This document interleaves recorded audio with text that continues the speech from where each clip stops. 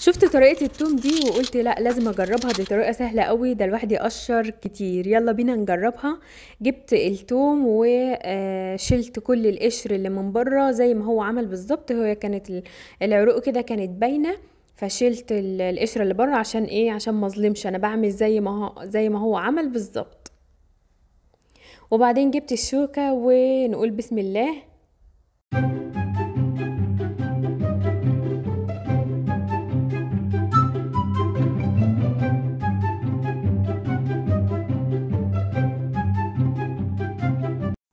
وادي اول محاولة معانا، هي اتفشلت فشل ذريع، بس انا مش هيأس.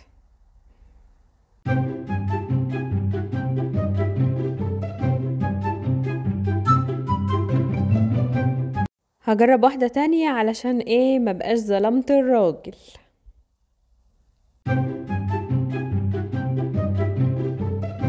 الله اكبر، الفصين بتوع التوم كلهم طلعوا. مش هيأس برضو، هجرب مرة تالتة.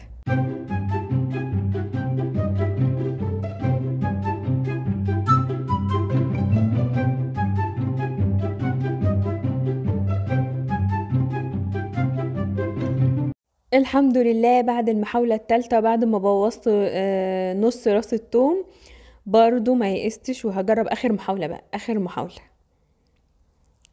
بحاول، انا عايزاها تنجح باي طريقة. بصوا انا كده خلاص زهقت وقررت ان انا اقشر بالطريقة العادية بتاعتنا. مالها الطريقة العادية بتاعتنا؟